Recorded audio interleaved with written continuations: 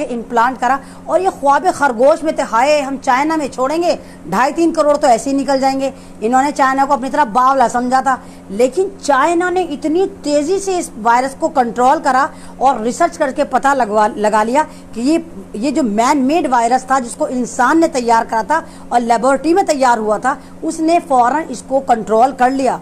और चाइना का डेटा जाकर देखें, चाइना में कोरोना वायरस से बहुत कम लोग मरे। जो लोग मरे भी वो लोग दूसरी बीमारियों से मरे जिनको कोरोना का भी अटैक पड़ा, तो वो उस बीमारी से मरे जिनकी इम्यूनिटी कमजोर थी। हमारा बच्चा आंख बाद में खोलता है, सबसे पहले हम उसको नेस्ले का प्रोडक्ट दे देते हैं, ले भाई नेस्ले की खीर खा, ले भाई नेस्ले का दूध ले, है ना, ले भाई जॉनसन बेबी से मालिश कर, ले भाई जॉनसन साबुन से नहला रहे हैं। तो हमने ये चीजें अपने अंदर खुद डाली। तो अब आप समझने की ज़रूरत आपको है कि आप इन प्रोडक्ट का बाइकआउट करते हैं या नहीं करते हैं, या मेरी बात पे आपको यकीन आता है नहीं आता, वो आपकी अपनी बात है। लेकिन ये वाली बात सही है कि ये मैन मेड वायरस था जो अमेरिका ने, इजराइल ने, ब्रिटेन में तैयार करा था ताकि चाइना के साथ साथ पूरी दुनिया को बर्बाद करा जा सके। वो बात सही है कि चाइना बहुत अपर लेवल का दिमाग रखता है, भाई चाइनीज़ हैं और छोटे छोटे से हैं, च्यों प्याऊं ट्याऊं बेशक करते हो, लेकिन अकल उनकी बड़ी ज़बरदस्त है। उन्होंने इस वायरस को फौरन डिटेक्ट करके फौरन कंट्रोल कर लिया।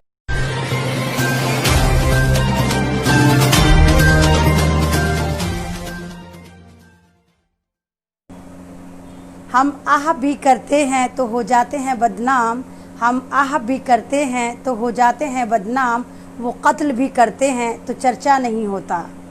सेम यही हालात इस वक्त हमारे चल रहे हैं, हम गरीबों के चल रहे हैं, बल्कि उन लोगों के चल रहे हैं जो भारत में संविधान को मान रहा है। जिस तरह आपने देखा इस वक्त, अनुपम भाई अस्सलाम वालेकुम, कैसे हैं आप? शुक्रिया, आप जैसे काबिल आदमी मुझे सुनने आते हैं। मैं क्या हूँ, मैं तो बहुत मामूली सी हूँ, मैं तो पढ़ी लिखी भी नहीं हूँ, कुछ भी नहीं, फिर भी ज्ञान बांटने आती हूँ। कैसे हैं आप भाई? तो जिस तरह आप देख रहे हैं कि इस वक्त हमारे कॉन्स्टिट्यूशन का ऐसा मजाक उड़ा रखा है, हमारी गवर्नमेंट ने ऐसा मजाक उड़ा रखा है कि हमें दिमाग में नहीं आ रहा कि हम अपना सर कौन सी मजबूत दीवार पे जाकर फोड़ें। अब जैसे आप देख, एक मजाक उड़ा पड़ा हुआ है, कंगना रनौत ने अपनी मजाक उड़वा रखा है, पूरा उसने ड्रामे कर रखे हैं। ये वही कंगना रनौत है जिनकी फिल्में रिलीज नहीं होने देते थे RSS वाले, और आज ये तमाम RSS वालों की बहना बन गई, बहन बन गई। इवन वो करनी सेना को आप जानते होंगे। करनी सेना वही है जो कंगना रनौत के पीछे पड़ी रहती है जब ये उल्टी सीधी गंदी सद्दी मूवियाँ बनाती हैं। 2 पीस में ये फिरती हैं हमेशा, और अब वक्त बदलता है तो कंगना का भी वक्त बदला और अब ये सबकी फेवरेट बहन बन गई, ये झांसी की रानी बन गई। और ये करनी सेना वही है, अगर आप देखें सुशांत सिंह राजपूत पर जो RSS, जो BJP हुकूमत कर रही है, वही करनी सेना सुशांत सिंह राजपूत की जो मूवी थी केदारनाथ, उसको रिलीज नहीं होने दे रही थी। लेकिन वक्त बदला और ये सारे चवन्नी चोर मीडिया वाले ये सोचते हैं कि हमारी याददाश्त बहुत कमज़ोर होती है और हम भूल जाएंगे। मतलब वही सुशांत सिंह राजपूत के लिए वफादार बन गए, अब उसका दर्द आ रहा है इनको। और बेचारी हमारी रिया चक्रवर्ती बोलूँगी क्योंकि वो हमारी तरह मासूम और मजलूम है, उस चुहिया को पकड़ के इन्होंने सारा ठीकरा उस पर फोड़ दिया सुशांत सिंह राजपूत का। जबकि रिया चक्रवर्ती का जो ब्रेकअप है वो 2-3 महीने पहले हो चुका था। असल में अगर कानूनी शिकंजा कसा जाना चाहिए, मेरे बकौल, मैं पढ़ी लिखी नहीं लेकिन आप अकल लगाओ, अगर कसा जाना चाहिए तो वो सुशांत सिंह की बहन पर कसा जाना चाहिए, क्योंकि सबसे ज़्यादा करीब सुशांत सिंह की बहन थी। 3 दिन पहले उनके CCTV बंद कर दिए गए थे, तो किसने करे थे? न तो भाइयों आप गए थे, ना मैं गई थी, तो गया कौन था? काला चोर तो नहीं गया था। यानी घर के अंदर से ही वो किसी ने ये हरकत करी थी। और सुशांत सिंह राजपूत को लोग ये सब कह रहे हैं नशा करता था। इवन हमारी कंगना रनौत पक्की झूम है, पक्की नशेड़ी है, दम मारो दम, वो वाली है ये आइटम। तो ये भी कह रही है कि वो नशा करता था। अरे तुम तो सारे के सारे नशेड़ी हो, पूरी फिल्म इंडस्ट्री में 90% लोग तुम नशा करते हो, तो अब तुम नशे की बात कर रहे हो। और ये खुद कह रही थी ये नशा करती थी। तो सुशांत सिंह राजपूत पर जो पॉलिटिक्स कर रहे हैं, आपको भी याद होगा सुनीता यादव, कोई नहीं भूला होगा। सुनीता यादव एक पुलिस कांस्टेबल थी गुजरात की। जब उन्होंने एक दफ़ा रात को BJP के कुछ लड़कों को रोक लिया था उल्लंघन करने में, मास्क की वजह से, लॉकडाउन में, तो उन लड़कों ने, BJP के नेताओं के बेटों ने सुनीता यादव को क्या कहा था कि हम तुझे निर्भया बना देंगे, तेरा रेप करेंगे। और उसके साथ वहीं पर बदतमीजी करनी शुरू कर दी थी। सुनीता यादव कौन थी? Police constable. क्या उनको हमारी गवर्नमेंट ने Y+ सिक्योरिटी दी? आज तक नहीं दी। उनको रिवार्ड के तौर पे पता क्या दिया था? इनाम के तौर पर, रिवार्ड के तौर पर क्या दिया था? उन्हें नौकरी से निकाल दिया था। जाओ, क्योंकि तुमने बीजेपी वालों पे हाथ डाला, उनकी औकात बताई, उनके बेटों को एक्सपोज करा। जाओ सुनीता यादव, तुम्हें छुट्टी से बर्खास्त किया जाता है। सुनीता यादव को ये दिया था इन्होंने। और कंगना रनौत, जिनकी वजह से समाज में गंदगी फैलती है, इतनी गंदी गंदी मूवीज करती हैं, 2 पीस में ये आ जाती हैं, इन्हीं की वजह से हमारे समाज में आज इनकी जैसी की वजह से सेक्स का रेशियो ज़्यादा है। सेक्स इन लोगों की वजह से ही बढ़ रहा है, रेप इन्हीं की वजह से बढ़ रहा है, मासूम बच्चियां इन्हीं की वजह से लुट रही हैं। और कमाल की बात है, उनको कोई Y+ सिक्योरिटी नहीं, Y+ सिक्योरिटी भी इनको ही। कंगना रनौत जैसे लोग मेरी नज़र में ये कैंसर हैं समाज के लिए, ये नासूर हैं समाज के लिए। आपको सेंघर भी याद होगा, उन्नाव केस भी याद होगा, जहां उस मासूम लड़की को 14 साल की नाबालिग लड़की का रेप करा गया, फिर उसको भी मरवा दिया गया, उसके बाप को लॉकअप में मार दिया गया, उसकी पूरी फैमिली को ट्रक से कुचलवा दिया गया। इवन जितने भी, अच्छा भाई आइए आइए रिंकू साहब, आप भी आइए, मुझे अपनी बहन बता रहे हैं, रिंकू साहब गोबर भगत भी आ चुके हैं, वेलकम वेलकम। तो पूरी फैमिली को उन्नाव की पूरी ख़त्म करवा दिया गया। इवन उनके वकील को, जो उनके वकील मुकदमा लड़ा था, उस तक को मरवा दिया गया। ये है हमारी बीजेपी सरकार। और ये कहाँ हुआ था? उन्नाव कहाँ आता है? यूपी में। यूपी में किसकी हुकूमत चलती है? योगी की। तो ये जो कंगना वाला है, जिस तरह मैं आपको बता रही हूँ, हालांकि मैं कंगना को डिस्कस करना भी नहीं चाहती, क्योंकि कंगना की आड़ में ये GDPA की बात नहीं कर रहा है। कंगना की आड़ में अभी जो ये 50-60 हज़ार झुग्गियों की बलि चढ़ाने जा रहे हैं, 50-60 हज़ार गरीबों को बेघर करने जा रहे हैं, उस वजह से कंगना को हाईलाइट करा जा रहा है कि इसको इसका मकान टूट गया। अरे तेरे पास तो 50 मकान होंगे। और जैसे कंगना कूद रही है कि मुझे मेरा मकान तोड़ दिया, मुझे बेघर कर दिया, तो तेरे पास एक ही मकान थोड़ी है, तेरे पास तो 50 मकान है। और इस मकान का नोटिस 2 साल पहले था इसके पास, 2 साल पहले भेज दिया था। कार्रवाई तो 2 साल पहले बाद हुई। तो उन चीज़ों को छुपाने के लिए दिल्ली में जो रेलवे ट्रैक के पास 50-60 हज़ार झोपड़ियाँ थी, उनको गवर्नमेंट तोड़ रही है। और यहाँ तक कह दिया कि अगर उनके खिलाफ किसी ने PIL डाली अदालत में तो उस पर भी सुनवाई नहीं होगी, उल्टा उस पर ही मुकदमा कर दिया जाएगा। ये है हमारी भारतीय सरकार। अगर आप संविधान की बात करते हैं तो जेल में जाइए, अगर आप आतंकवाद की बात करते हैं, आप जहर बांटते हैं, आप 2 गुटों में बंटवारा करते हैं मुल्क का, तो आपको Y+ सिक्योरिटी दी जाएगी। उसका पहला एग्जाम्पल कौन था? कपिल मिश्रा था, जिसने दिल्ली दंगे भड़काए थे, रागनी तिवारी थी। अब दूसरा एग्जाम्पल कौन है? कंगना रनौत। ये वही कंगना रनौत हैं जो कहती थी कास्टिज्म खत्म हो गया। कास्टिज्म पहले ज़माने में चलता होगा, मॉडर्न भारत में कास्टिज्म नहीं है। ये डायलॉग कंगना रनौत के हैं। और कंगना रनौत कह रही थी संविधान होना ही नहीं चाहिए, ये संविधान सही नहीं है, संविधान बदलना चाहिए। क्यों? अब तुमने किस संविधानिक तरीके से ये Y+ सिक्योरिटी ली? क्यों ली तुमने? ये हमारा संविधान ही तो इजाज़त देता है। जो तुम्हें Y+ सिक्योरिटी मिली तो कौन से संविधान को तुमने यूज़ करा? जब तुम संविधान को नहीं मानती हो, जब तुम यहाँ तक कह रही थी कि शाहीन बाग में जितनी औरतें बैठी हैं ये जिहादी हैं, मुल्लियाँ हैं, ये है पाकिस्तानी हैं, क्योंकि तुम्हारे मुंह पे पाकिस्तान बड़ा रटा हुआ है, क्योंकि तुम्हारे भी तार पाकिस्तान से जुड़ते हैं कहीं ना कहीं, इसलिए तुम हर बात पे पाकिस्तान करती हो। तो आज तुम्हें कैसा दर्द आया? तुमने तो इतनी जलालत कर दी कि तुमने महाराष्ट्र को, उस हुकूमत को, जिस हुकूमत ने तुम्हें पहचान दी, तुम्हें याद है जब तुम अपने घर से भागी थी, महाराष्ट्र गई थी, नशा करती थी, शराब पीती थी, तो इसी महाराष्ट्र ने तुम्हें आगोश में लिया था, इज्जत दी थी। इसी महाराष्ट्र के दिल बॉम्बे ने तुम्हें फिल्म लाइन में प्रमोट करा था। और तुमने तब क्या करा था? क्या करा था? तुम लिव इन में जाकर रही थी पंचोली के साथ, है ना? तब तो तुम बड़ी पारसा थी। उसके बाद तुमने ऋतिक रोशन का घर बर्बाद करा था, सुजैन खान को तलाक करवा दी थी। कितनी बड़ी झांसी की रानी हो तुम, कितनी बड़ी डायन हो तुम, कितनी बड़ी चाटुकारिता करती हो तुम। और वो तुम्हारी बहन, क्या नाम है उसका, नंगी होली, सॉरी रंगोली, जो बिल्कुल नंगी है। अभी Y+ सिक्योरिटी जब मिली तो ऐसे चिपकी हुई है इसके पीछे, जैसे मानो इसी को मिली हुई है। तो तुम दोनों बहनें जो ड्रामेबाजी कर रही हो, तुम सोच रही हो बीजेपी के साथ सुशांत सिंह की पतंग उड़ाकर बिहार इलेक्शन बीजेपी को जितवा दोगे, तो मोहतरमा तुम्हारी बड़ी खुशफहमी हो, तुम खुशफहमी का शिकार हो। क्योंकि अगर सुशांत सिंह राजपूत का कत्ल हुआ भी है तो उसमें 101% जो तार जुड़ते हैं वो आरएसएस से, बीजेपी से और तुम्हारे से जुड़ते हैं। और कहीं ना कहीं सुशांत सिंह राजपूत की बहन इसमें जिम्मेदार है, क्योंकि सुशांत सिंह राजपूत की बहन जो है वो नॉमिनेट थी, तो टोटल प्रॉपर्टी में उसको नॉमिनी बनाया गया था, तो कहीं ना कहीं वो भी जिम्मेदार है, उसका भी प्रॉफिट था। और कह रहे हैं भाई सुशांत सिंह राजपूत में लास्ट मरने से पहले गूगल में जाके सुसाइड सर्च करी थी, तो मोबाइल ने बोला आकर कि वो जो उंगलियां थी वो सुशांत सिंह राजपूत की थी। गूगल ने आके बोला हाँ हाँ हाँ, मुझे जो सर्च कर रहा था वो सुशांत सिंह राजपूत था, क्या पता उसकी बहन ने करी हो। और कमाल की बात, बहुत सारी चैट निकल कर आ रही है कि सुशांत सिंह राजपूत की है। चैटर ने बोला कि मुझे सुशांत सिंह राजपूत नहीं लिखा था, वो तो कोई भी लिख दे, मेरे मोबाइल से कोई भी लिख दे इस वाली बात को, और मैं बाद में मर जाऊं तो कोई भी कहते कि हाँ भाई एमन रिजवी ने लिखी थी। तो ये सारी घटिया पॉलिटिक्स से आपका दिमाग डाइवर्ट किया जा रहा है, ताकि आपका दिमाग, आप इस तरफ लग जाएं, आपका दिमाग डाइवर्ट हो जाए, आप कंगना रनौत के पीछे लग जाएं। स्ट्रीम मीडिया पे चल क्या रहा है, कंगना रनौत, सुशांत सिंह राजपूत, रिया चक्रवर्ती, बेचारी रिया चक्रवर्ती, तू तो बेमौत मारी गई बहन, तेरी तो जरा सी गलती नहीं थी और तू हत्ते चढ़ गई। तू तो डॉक्टर कफील की तरह हुआ तेरे साथ भी कि चुमेदान पे चुमेदान तेरे पे लेकर आए। खैर ये वाली बात मुझे वैसे ही डिस्कस करनी थी, थोड़ा एंटरटेन करने के लिए, हालांकि कंगना रनौत को मैं डिस्कस नहीं करना चाहती।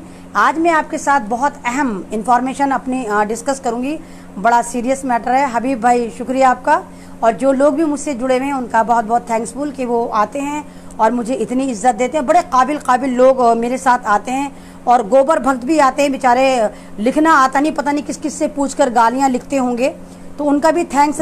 गंवार गमट्टो गोबरों के तुम ज्ञान की क्लास में आते हो, अज्ञानियों तुम एमन रिजवी की ज्ञान की क्लास को आके अटेंड करते हो, वो अलग बात है कि तुम्हारे गोबर में फिर भी दिमाग मैं ढूंढ ही नहीं पाती, ना तुम ढूंढ पाते हो।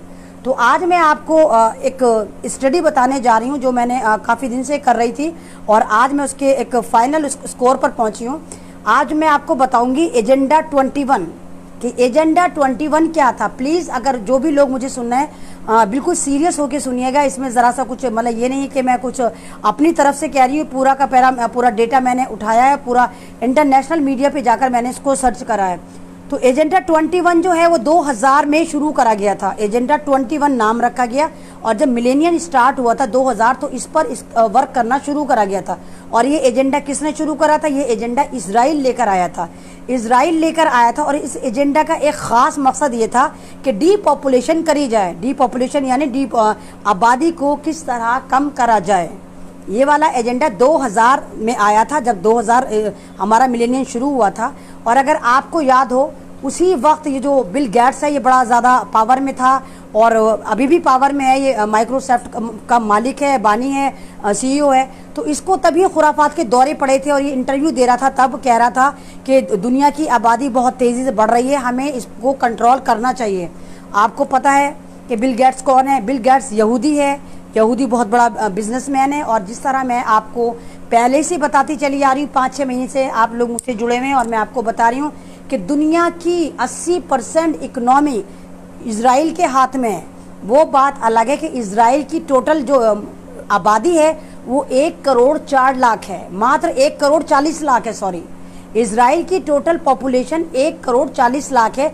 उसके बावजूद पूरी दुनिया की 80% जो इकोनॉमी है इनके हाथ में है, तो ये पूरा का पूरा यही कंट्रोल करते हैं। तो यही एजेंडा लेकर आए, उस एजेंडा का नाम इन्होंने रखा एजेंडा 21। इसमें इन्होंने जब काम करना शुरू करा तो उसके बाद अगर आपको याद हो, मैंने पहले भी अपने एक दफ़ा लाइव में बताया था कि जो ट्रंप है इसकी एक्स वाइफ ने खुद बोला कि बिल गेट्स पागल हो गया है और ये लोगों को कत्ल करने का प्लान कर रहा है। हालांकि ट्रंप की जो बीवियां हैं वो बहुत कम बयानबाजी करती हैं, लेकिन इस सीरियस में उन्होंने आके बोला। इवन ट्रंप ने भी बोला कि बिल गेट्स जो है ये गलत कर रहे हैं। उसके बाद बिल गेट्स जो है वो एकदम से वैक्सीनेशन में कूद पड़ा और उसने कहा कि वो वैक्सीनेशन भी बनाएगा। फिर जब मोदी सरकार पावर में आई सन 2016 में, तो तेलंगाना एक जगह है हैदराबाद, तेलंगाना में वहाँ पर वहाँ पर बिल गेट्स ने भारत में आकर वैक्सीनेशन का एक मुहिम चलाई, जो बच्चों को पिलाई गई, स्कूली बच्चों को पिलाई गई, और हर स्कूल में परफॉर्मे आए, मेरे बच्चों के पास भी आए थे कि आपको दवा पिलाई जाएगी, और वो मस्त ही पिलानी थी। जब वो दवा वहाँ पर पिलाई गई तो एट ए टाइम वहाँ पर 40-50 हज़ार बच्चे जो थे वो हैंडीकैप्ड हो गए। उसके बाद वो दवा रोक दी गई, यानी ये एक तजर्बा था। उसके बाद बिल गेट्स ने यही इसी तरह की कुछ दवा अफ्रीका में जाकर एक्सपेरिमेंट करा, वहाँ पर भी बहुत सारे लोग मरे, बहुत सारी औरतें बाँच हो गई। गरज ये तब से ये पावर में आ गया। तो एजेंडा 21 जो था इन्होंने लागू करना शुरू, कॉन्सेप्ट लेकर आए थे 2000 में, लेकिन इन्होंने जो लागू करना शुरू करा वो 2002 और 2003 में इन्होंने एजेंडा 21 पर काम करना शुरू कर दिया। आपको पता है अगर हम जंगें लड़ते हैं, कितनी भी जंगें हो, चाहे हिंदुस्तान पाकिस्तान की हो, चाहे हिंदुस्तान की चाइना से हो, किसी की भी किसी से हो, कोई भी जंग हो, तो उस जंग में जो जीतता है वो भी हारता है, और जो हारता है वो तो खैर हारता ही है। दोनों तरफ से नुकसान होते हैं, क्योंकि इसके केमिकल इफेक्ट भी होते हैं, आबादी भी मरती है। हम अगर भारत पाकिस्तान पे बम मार रहा है या पाकिस्तान भारत पे बम मार रहा है तो गरज से दोनों तरफ से नुकसान होगा। चाहे हम जीत जाएं लेकिन नुकसान हमारा भी होगा, और एक केमिकल का नुकसान होगा, फिर हमारी फौज मरेगी, फिर हमारे असलाह ख़त्म होंगे। तो इस कॉन्सेप्ट को उल्टा करने के लिए, इस कॉन्सेप्ट को ख़त्म करने के लिए इजराइल ने, अमेरिका ने, ब्रिटेन ने, ऑस्ट्रेलिया ने, इन्होंने आपस में ये कहा कि अब हम जो जंगें लड़ेंगे वो जैविक हथियार से लड़ेंगे, यानी वायरस से लड़ेंगे। और मैंने ही आपको बताया था कि सन 2009 में जब अक़वाम मुत्तहिदा का इजलास चल रहा था तो वहाँ पर कर्नल कद्दाफी जो लीबिया के थे, उन्होंने खुद कहा था कि आने वाले दौर में जो जंगें लड़ी जाएंगी वो वायरस से लड़ी जाएंगी। ये वाली बात हो चुकी, और कुछ दिन बाद उनको बेदर्दी से मार दिया गया था, पूरा लीबिया को बर्बाद कर दिया गया था। तो ये जो आप कोरोना वायरस कर रहे हैं, और अब आप देख रहे हैं कि कोरोना वायरस जो भी चेक कराता है पॉजिटिव आता है, और आपको लगता है भाई इस तरह कैसे है कि हमें कोरोना कैसे हो गया, आप सबका भी दिमाग ख़राब होगा, मेरा भी था। हालांकि मैं शुरू दिन से ये भी कहती चली आ रही हूँ कि कोरोना वायरस जानलेवा वायरस नहीं है, जस्ट लाइक ए नज़ला खांसी, ये एक नज़ला खांसी जैसा वायरस है, लेकिन ये इम्यूनिटी पे डिपेंड करता है कि आपकी इम्यूनिटी कितनी ज़्यादा पावरफुल है। मैं आपको ये वाली बात शुरू दिन से बताती चली आ रही हूँ। तो जिस तरह अगर आपको ये वाली बात पता हो कि जब इन्होंने प्लान बनाया कि अब हम जो जंगें हैं वो वायरस से लड़ा करेंगे, हम केमिकल वार से लड़ेंगे, और आपको याद भी होगा शाम में एक दफ़ा इन्होंने अटैक करा था जिसमें ये इजराइल भी शामिल था, अमेरिका भी शामिल था, इन्होंने केमिकल से अटैक करवाया था, और एट ए टाइम वहाँ पर 6000 लोग, जिनमें भारी तादाद में बच्चे थे, वो मारे गए थे। तो ये तजर्बे करते रहते हैं केमिकल के, और इस तरह इनका ड्रामे चलते रहते हैं। तो सन 2002 और 2003 में आपको पता है जब इजराइल जो है वो इतना बड़ा तो है नहीं, ये इतनी आबादी तो है नहीं कि पूरी दुनिया में जा के ड्रामे करे, तो ये सिर्फ एजेंडा बनाते हैं, ये प्लान करते हैं, और सर्कुलेट किस तरह करते हैं वो आपके दिमाग क्या, आपके फरिश्ते भी नहीं सोच सकते जिस तरह ये उस प्लान को सर्कुलेट करते हैं। तो 2002 और 2003 में आप तमाम लोगों की बॉडी में कोरोना डाल दिया गया, यानी कोरोना वायरस डाल दिया गया। अब आप परेशान होंगे कि अल्लाह किस तरह डाल दिया गया, ना तो हम इजराइल गए, ना इजराइल हमारे यहाँ आया। बिल्कुल सही कहा आपने, ना हम इजराइल गए, ना हम अमेरिका गए, ना अमेरिका हमारे यहाँ आया, हमारे अंदर कैसे डाला गया। नेस्ले प्रोडक्ट आप यूज़ करते हैं, बहुत अच्छे से यूज़ करते हैं। नेस्ले के दूध आते हैं, नेस्ले के इन्फेंट बच्चों के दूध आते हैं, बच्चों की खीर आती है जो माएँ देती हैं, जॉनसन एंड जॉनसन बेबी आता है, इसके प्रोडक्ट्स आते हैं, पेप्सी आती है। तो ये कहाँ के प्रोडक्ट्स है, ये सारे इजराइल के प्रोडक्ट है। तो सन 2002 और 2003 से लेकर लगातार इसमें वो वायरस आपको दिया गया, आपके अंदर डाला गया, हर बॉडी के अंदर वायरस इन प्रोडक्ट के जरिए आपकी बॉडी के अंदर इम्प्लांट कर दिया गया, और ये वायरस आपकी बॉडी में आकर स्लीपिंग मोड में चला गया। ये सोता रहा, आप पे कोई फर्क नहीं पड़ा, वो सोता रहा, कोई फर्क ही नहीं पड़ा। उसके बाद ये परेशान थे, ये ड्रामा करे जा रहे थे, आबादी को किस तरह कंट्रोल करा जाए, आबादी को किस तरह कंट्रोल करा जाए। और एक बात तो ये थी कि इनको आबादी को डिपॉपुलेशन करना था, आबादी को कम करना था। दूसरा, इनको चाइना की ऐसी की तैसी मारनी थी, क्योंकि चाइना, मैं आपसे 8 महीने से कह रही हूँ कि चाइना इस वक्त सुप्रीम पावर बनकर दुनिया की नाक में दम कर रहा है। 200 कंट्री में से कम 150 कंट्री के साथ चाइना की जो है ट्रेडिंग चलती है। तो इस वजह से अमेरिका परेशान था, इजराइल परेशान था, ब्रिटेन परेशान था, ऑस्ट्रेलिया परेशान था, किस तरह चाइना को बर्बाद करा जाए। तो ये वायरस सबसे पहले इन्होंने वहां जाके इम्प्लांट करा और ये ख्वाब खरगोश में थे, हाय हम चाइना में छोड़ेंगे 2.5-3 करोड़ तो ऐसे ही निकल जाएंगे। इन्होंने चाइना को अपनी तरफ बावला समझा था, लेकिन चाइना ने इतनी तेजी से इस वायरस को कंट्रोल करा और रिसर्च करके पता लगा लिया कि ये जो मैन मेड वायरस था जिसको इंसान ने तैयार करा था और लेबोरेटरी में तैयार हुआ था, उसने फौरन इसको कंट्रोल कर लिया। और चाइना का डेटा जाकर देखें, चाइना में कोरोना वायरस से बहुत कम लोग मरे। जो लोग मरे भी वो लोग दूसरी बीमारियों से मरे जिनको कोरोना का भी अटैक पड़ा, तो वो उस बीमारी से मरे जिनकी इम्यूनिटी कमज़ोर थी। अब चाइना से ख़त्म हो गया तो ये लोग परेशान थे, अब क्या करें। अब ये दूसरा पेंतरा लेकर आए, इन्होंने पूरी दुनिया में एयरबॉर्न वायरस फैलाने शुरू करे। अब आप कहेंगे कि एयरबॉर्न वायरस क्या होता है। एयरबॉर्न वायरस वो थे जो हमारे ऊपर जहाज़ों से या हेलीकॉप्टरों से छोड़े गए, मतलब मुस्तकिल हमारी हवाओं में वो वायरस छोड़े जा रहे हैं। और किसके द्वारा छोड़े जा रहे हैं? अमेरिका, इजराइल, ब्रिटेन, ऑस्ट्रेलिया, ये सब मिले हुए हैं। और जैसे आपको पता है कि हमारे नरेंद्र मोदी तो गोद में जाके बैठे हुए हैं ट्रम्प के, तो यहाँ तो बिल्कुल बनता है। तो ये वायरस मैन मेड वायरस है जो इंसान ने तैयार करा था और इंसानों द्वारा इंसानों को बर्बाद करने के लिए तैयार करा गया था। इसको हवा में छोड़ा गया, बोला गया एयरबॉर्न वायरस। जब ये एयर में छोड़ा गया तो ये हमारे अंदर गया। जब ये हमारे अंदर गया तो जो भी हमारे स्लीपिंग मोड में वायरस पड़ा हुआ था हमारी बॉडी के अंदर, वो एकदम एक्टिव हो गया, वो एकदम उठ गया। उठने के बाद उसने सबसे पहले हमारी इम्यूनिटी पे अटैक करा, हमारे लंग्स पे अटैक करा। जो लोग मजबूत इम्यूनिटी के मालिक थे उनको तो खैर कुछ नहीं हुआ, लेकिन जिनको रेस्पिरेटरी की बीमारी थी, डिसऑर्डर था, उनको लंग्स की प्रॉब्लम थी, लंग्स कमज़ोर थे, किडनी की प्रॉब्लम थी, या बहुत छोटे छोटे बच्चे थे, वो लोग इससे बहुत ज़्यादा बहुत तेज़ी से प्रभावित हुए। एक तो वो प्रभावित हुए, ऊपर से रही सही कसर हमारे सरकारी अस्पतालों ने पूरी कर दी कि जहाँ जो भी पेशेंट गया ऊपर से ऑर्डर था, WHO इसमें शामिल था, अमेरिका इसमें शामिल था, इजराइल इसमें शामिल था, ब्रिटेन इसमें शामिल था, ऑस्ट्रेलिया इसमें शामिल था। तो बंदे को मारना ही मारना था। जी विजय जायसवाल आप आइए। तो तू क्या करने आया है बावले? अगर मैं पागल हूँ तो तू पागल क्या करना है? तू भी तो बावले खाने से यहाँ पर आया है ज्ञान लेने, चल निकल।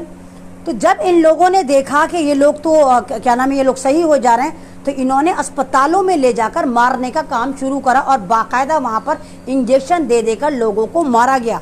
सबसे ज्यादा उसका तांडव जो मचा वो भारत में मचा, क्योंकि भारत पूरा अमेरिका की गोद में बैठा हुआ था और भारत में गुर्बत भी बहुत ज़्यादा है, भारत की आबादी भी इनको बहुत ज़्यादा लगती है क्योंकि इनको ख़त्म करना है। तो इसलिए इन्होंने भारत में सबसे ज़्यादा अटैक करा, सबसे ज़्यादा तांडव मचाया। और जब ये डेटा देते हैं तो आपने सुना होगा 2000, 3000, अब तो खैर 40-45 लाख हो गए। तो वो WHO को डेटा दे रहे होते हैं, क्योंकि WHO से इनकी सेटिंग है कि एक पेशेंट पे WHO इनको $1500 देता है। $1500 को आप मल्टीप्लाई कर लीजिए 70-75 का जितने का डॉलर है, और अगर एक डेड बॉडी दिखाएं तो सीधे सीधे 20 लाख। हमारा भारत तो वैसे ही महान है, डिजिटल भारत है भाई, हमारा हर जगह डिजिटल है भाई ये। तो इसने कहा है खाली 20 लाख हमें डेड बॉडी भी मिलेंगे, हमें तो आपदा में अफसर मिल रहा है। तो इन्होंने बंदे को मारा तो मारा, उसके दिल, गुर्दे, फेफड़े, आंखें भी निकाल ली, यानी डबल मजा, एक के साथ एक फ्री करके मामला करा। मारा तो मारा, उसके पार्ट ऑफ बॉडी भी निकाल लिए। और मरने वाले सबसे ज्यादा कौन थे? मरने वाले 90% मुसलमान थे या 10% दलित थे। अपर क्लास को नहीं मारा गया, सिर्फ आप लोगों को मारा गया, क्योंकि NRC आप लेकर आए थे, गवर्नमेंट के खिलाफ आप थे, संविधान की बात आप कर रहे थे, राष्ट्रवाद की बात आप कर रहे थे, तो इसलिए सबसे ज्यादा आपको इसमें मारा और काटा गया।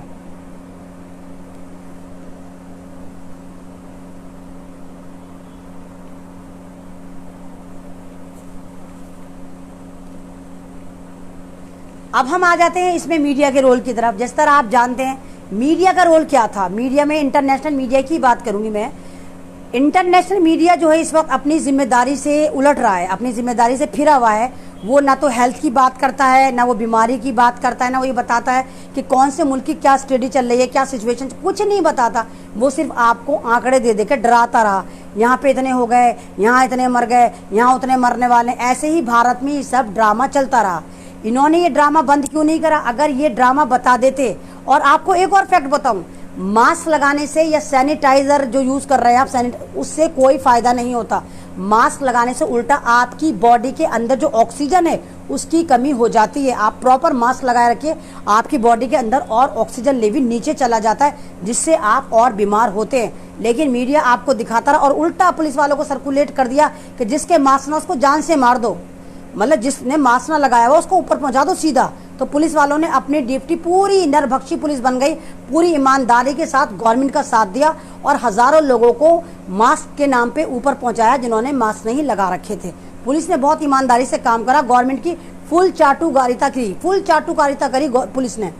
तो अब जब मास्क आप लगाएंगे तो आपका जो ऑक्सीजन लेवल है वो कम हो जाएगा, है ना। उसके बाद आपसे कहा सैनिटाइज लगाओ, हाथ पे लगाओ, ये लगाओ वो लगाओ। जब आप वो सैनिटाइज लगाते हैं तो आपके जो हाथ में गुड टिश्यूज होते हैं वो भी मर जाते हैं, गुड टिश्यू भी मर जाते हैं, यानी आप बीमारियों को खुद दावत दे रहे थे। वो अल्कोहल है। अल्कोहल क्या होता है? अल्कोहल शराब में भी डाला जाता है और हमारे मुस्लिम समाज में तो अल्कोहल हराम होता है। तो आपकी सेहत को नुकसान पहुंचाने के लिए ये मास्क लेकर आए और सैनिटाइजर लेकर आए और घरों में आपको कैद कर दिया कि नहीं धूप में मत जाना, क्योंकि इनको पता था आप बाहर निकलेंगे, आप धूप में जाएंगे तो ये कोरोना वायरस का जो है थोड़ा कम हो जाएगा, क्योंकि धूप से ये वायरस मरता है, इसलिए आपको धूप में नहीं जाने दिया। सवाल बनता है जो आपको भी खुद पूछना चाहिए, मैंने आपको शुरू से कहती चली आ रही हूँ कि कुत्ते, बिल्ली, गधे, घोड़े, आपके घर में पालतू जानवर ये क्यों नहीं मरे अगर कोरोना वायरस इतना ही खतरनाक था? चलिए इनको भी एक तरफ रख देते हैं। सड़क पे चलता हुआ फकीर क्यों नहीं मरा? सड़क पे बैठे हुए गरीब क्यों नहीं मरे? चलो इनको भी एक तरफ रख देते हैं, भाग गए होंगे। ये स्लम्स एरिया में क्यों नहीं आया? ये बार बार कहते थे हाथ धोइए, हाथ धोइए, हाथ धोइए, हाथ धोइए, हाथ धोइए। तो हाथ धोने से क्या स्लम्स वाले हाथ धोते हैं? अरे उनको तो शौच करके पानी भी यूज नहीं करते, इतने गंदे रहते हैं, वहाँ पानी नहीं होता, गंदे क्या रहते हैं, मजबूरी है। तो सबसे ज्यादा तो सफाया स्लम्स एरिया का होना चाहिए था। जिन झुग्गी झोपड़ी को हमारा केजरीवाल अब हटवा रहा है 60,000 को, उसको तो कोरोना खुद ही कब का हटा चुका होता। अगर वाकई कोरोना इतना खतरनाक बीमारी थी तो वो तो 50-60 हजार झोपड़ी वाले खुद ही मर गए होते कोरोना में। सोचो, अपनी अकल के ढक्कन खोलो, सोचो, इस फर्जी वाले को सोचो कि ये चल क्या रहा है और होने क्या वाला है। और जैसे मैं आपको अब भी 2-3 महीने से बताती चली आ रही हूँ कि हमारा जो बिल गेट्स है, जो आतंकवादी है और जिसको इटली की मेंबर ऑफ पार्लियामेंट सारा ने बोला कि इसको दुनिया का पक्का वाला आतंकवादी घोषित करना चाहिए क्योंकि ये दुनिया को बर्बाद कर रहा है। उसने क्या बोला था अभी बिल गेट्स ने कि ये जो अभी कोरोना वायरस का वेव 2 भी आएगा, नवंबर में आएगा, जो इससे भी खतरनाक होगा। यानी ये सोच के बैठे हुए अभी इससे भी ज्यादा खतरनाक लाएंगे और आपको और तगड़े तरीके से मारेंगे। आप पता नहीं क्या लाएंगे। जैसे अभी मैंने आपको बताया था कि फ्लोरिडा में आर्टिफिशियल मच्छर तैयार करे गए हैं, 75 करोड़ आर्टिफिशियल मच्छर तैयार करे गए जो आप पर छोड़े जाएंगे। और जिनको क्या कह रहे हैं, ये ऐसे मच्छर हैं जो दूसरे मच्छरों को खा जाएंगे। वो तो मुझे पता नहीं दूसरे मच्छरों को खाएंगे नहीं खाएंगे, लेकिन ये बात श्योर है कि ये इंसानों की जिंदगियां जरूर खाएंगे। उनको, उन मच्छरों को उन आबादी में छोड़ा जाएगा जहां पर इनको आबादी कम करनी होगी। तो ये लड़ाइयां जो है इस वक्त वो जैविक हथियार से लड़ी जा रही है। आबादी कम करने का सारा ड्रामा चल रहा है और मीडिया इसमें फुल सपोर्ट कर रहा है। मीडिया कुछ नहीं बताता, मीडिया सिर्फ कोरोना के आंकड़े दे दे के आपको डरा रहा है, आपको मतलब हार्ट फेल कर रहा है। जिस तरह अगर आपको मैं एक वाकया सुनाना चाहूंगी, अगर आपको याद हो कि 2 साइंटिस्ट थे, तो उन्होंने कहा कि हम एक एक्सपेरिमेंट करेंगे। तो उन्होंने एक्सपेरिमेंट के लिए उन लोगों को चुना जिनको फांसी की सजा ऑलरेडी कोर्ट दे चुका था। ये हिंदुस्तान की बात नहीं, इंटरनेशनल मीडिया की बात है, ये इंटरनेशनल न्यूज़ है। तो वो उन पे रिसर्च करना चाहते थे। 2 कैदियों को उन्होंने चुना और उन लोगों को चुना जिनको उम्र कैद नहीं, फांसी की सजा हो चुकी थी, किसी वक्त भी उनको फांसी दी जा सकती थी। तो उन्होंने, साइंटिस्ट ने गवर्नमेंट के साथ मिलकर कहा कि ये दोनों पेशेंट आपको तो मारने, ये हमें ही दे दो। तो गवर्नमेंट की रजा से वो पेशेंट उनको मिल गए। तो उन्होंने एक साइकोलॉजिकल इफेक्ट के तौर पर उन्होंने दोनों को चुना। और जिस वक्त रात को दोनों कैदी अलग अलग बैरक में सो रहे थे, तो एक कैदी को सांप से कटवाया गया। एक कैदी को सांप ने काटा, लेकिन उसके बैरक में चूहा छोड़ दिया गया। काटा उसको सांप ने, लेकिन छोड़ा गया चूहा। दूसरे कैदी को चूहे ने काटा और उसके बैरक में सांप छोड़ दिया गया। जब वो सुबह सोकर उठा तो उसको सुराख नजर आए, तो उसने देखा तो सबने कहा हाँ तुझे सांप ने काटा, सांप ने। तो वो जो बाहर गार्ड थे उन्होंने कहा तुझे सांप ने काटा। तो जिसको चूहे ने काटा था, क्योंकि उसको बता दिया गया कि तुझे सांप ने काटा, वो इतनी दहशत में चला गया, उस पर साइकोलॉजिकल ऐसे अटैक आए कि वो मर गया, यही सोच के कि हाय मुझे सांप ने काटा है, अब मैं बचूंगा नहीं। ये साइकोलॉजिकल इफेक्ट था, क्योंकि उसके दिमाग में डाला गया और सांप छोड़ा गया, जबकि सांप ने उसको नहीं काटा था, उसको चूहे ने काटा था। अब जिस बंदे को सांप ने काटा था और उसके पास चूहा छोड़ा गया था, तो वहाँ भी सिक्योरिटी गार्ड ने उसे बोला कि भाई तुझे चूहे ने काटा, तो उसने अपने दिमाग को सिग्नल दिया कि भाई चूहे के काटने से कोई मरता थोड़ा ही है। तो हालांकि वो सांप भी जहरीला नहीं था, सांप भी जहरीला नहीं था, तो उस आदमी को कुछ हुआ ही नहीं जबकि उसको सांप ने काटा था। तो ये साइकोलॉजिकल इफेक्ट होता है जो हमारे दिमागों में डाला जाता है। इसी तरह कोरोना का टेरर आपके दिमागों में भर दिया गया कि कोरोना यानी मौत, मौत यानी कोरोना। और आप खुद देखिए इस वक्त दुनिया की तमाम बीमारियां लंबी अंगड़ाइयां लेकर सो गई हैं, लंबी छुट्टियां लेकर चली गई। कहाँ चली गई हैं सारी बीमारियां? किडनी पेशेंट, इन्फ्लुएंजा, मैंने आपको बताया था इन्फ्लुएंजा से पूरी दुनिया में हर साल 5 लाख लोग मरते हैं। तो क्या वो राष्ट्रीय आपदा घोषित हुआ? क्या अरबों बीमारी अब कहाँ गई?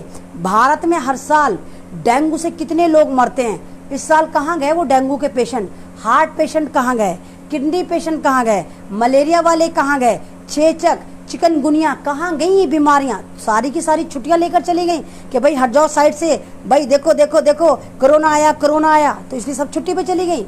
तो ये टोटल का टोटल एक फर्जीवाड़ा है, एक ड्रामा है। कोरोना वायरस बेशक है जो आपकी बॉडियों में है, जिसको आप निकाल भी नहीं सकते, लेकिन ये इतना भयानक नहीं है जितना भयानक मीडिया आपको दिखा रहा है, जितना भयानक दुनिया आपके सामने पेश कर रही है।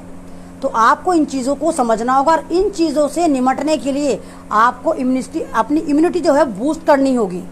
आप अपनी डाइट में अंडे शामिल कर लिए, उबले हुए अंडे खाना शुरू करिए। उबले हुए अंडे आपकी इम्यूनिटी को बहुत तेज़ी से बूस्ट करते हैं। और खजूर होती है जिसको कहा जाता है किंग्स ऑफ एलिमेंट्स। खजूर जो होती है वो शहंशाह होती है एलिमेंट्स का, उसमें सबसे ज़्यादा ऑक्सीजन पाई जाती है, तो आप खजूर खानी शुरू करिए। आप सिरका, जिसको वेनेगर बोलते हैं, अपनी डाइट में वेनेगर शामिल करिए, सिरके शामिल करिए। और अगर आप अच्छी साहिबे हैसियत हैं तो आप एप्पल का वेनेगर यूज़ करिए, यानी सिरका जो यूज़ करें वो सेब का करें। अगर नहीं भी है तो कोई बात नहीं, आप गन्ने का भी करिए, गन्ने का भी फ़ायदेमंद होता है, जामुन का भी फ़ायदेमंद होता है। जितने भी सिरके आते हैं आप सिरका यूज़ करिए और अस्पतालों को अवॉइड करिए, अपनी इम्यूनिटी को खुद बूस्ट करिए। क्योंकि आप अस्पताल जाएंगे, ये लोग आपके साथ जो करेंगे वो आपने देखा कि आपके महल्लों में किस तरह हुआ होगा, आपकी आबादी में किस तरह होगा, किस तरह लोगों को मारा गया इंजेक्शन दे देकर, किस तरह मौत की नींद सुलाया गया।